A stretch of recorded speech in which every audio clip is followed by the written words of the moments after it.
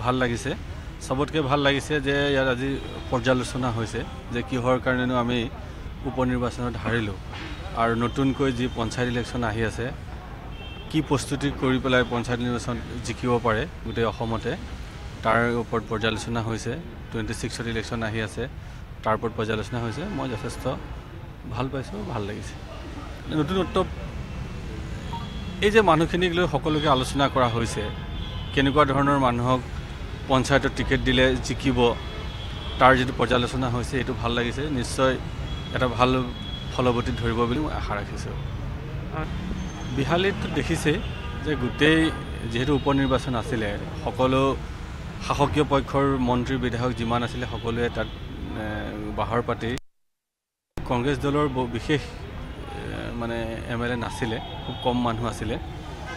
গতিকে মই ভাবোঁ সেইটো এটা আৰু শাসক পক্ষৰ লগত বিহালীবাসী ৰাইজে থাকিব বিচাৰিলে গতিকে মই আপোনালোকৰ জৰিয়তে বিহালীবাসী ৰাইজকো ধন্যবাদ জনাইছোঁ তেখেতসকলে প্ৰায় ৪২,০০০ ৰাইজে আমাক ভোট দিলে তেখেতসকলকো মই ধন্যবাদ জনাইছোঁ আৰু যিসকলে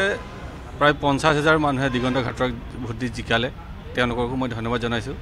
আৰু দিগন্ত ঘাটৰে যাতে এতিয়া সকলো ৰাইজক লৈ ভোট দিয়া নিদিয়া সকলোকে লৈ বিহালীখন আগবঢ়াই নিয়ে তাৰ কাৰণে মই কামনা কৰিছোঁ হয় সেইটো এতিয়া আৰু ভবা নাই যিহেতু বিহালী সমষ্টি আপোনালোকে কৈছে যে ৰিজাৰ্ভেশ্যন হৈছে যে মই এতিয়া ইলেকশ্যন খেলিম বুলি ২৬ত মই ভবা নাই এতিয়া এটাই আশা কৰিছোঁ যে বিহালীখনত যাতে ২৬ত কংগ্ৰেছৰ কেণ্ডিডেটজন জিকে তাৰ কামনা কৰিছোঁ মইতো খেলিব নোৱাৰিম মইতো সেইটো দলে সিদ্ধান্ত ল'ব দলৰ সিদ্ধান্তৰ মতে যি হয়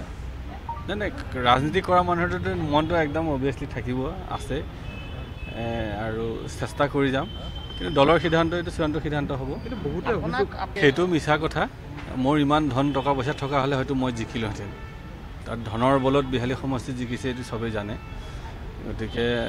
সেইবিলাক মিছা কথা আৰু সেইখিনি আৰু বাকী অভিযোগ যি আছিলে সেইখিনি শেষ হৈ গ'ল এতিয়া আমি খালি ২৬ৰে হওক বা পঞ্চায়ত ইলেকশ্যনত কি ধৰণে ভাল ফলাফল দেখাব পাৰি কংগ্ৰেছ দলে তাৰ হৈ কাম কৰিব আৰু ময়ো এজন কংগ্ৰেছ দলৰ সৈন্য হিচাপে মই সৈনিক হিচাপে মই কাম কৰিম বহুতে অভিযোগ কৰিছে এইটো মই আচলতে কৰিলে নেকি সেইটো এতিয়া মই লোকক নুদুখো আৰু এইটো আচলতে মই হৰাটো মই নিজে গাঁত পাতি লৈছোঁ হাৰিলোঁ আৰু পিছৰ পৰ্যায়ত যিখিনি ইলেকশ্যন হ'ব আৰু ইয়াত যদি আৰু যিখিনি কৰিবলগীয়া থাকিলে মোৰ ফালৰ পৰা হয়তো বহু কাম থাকিলে কৰিবলগীয়া বহুত ৰাইজৰ ওচৰত মই যাব নোৱাৰিলোঁ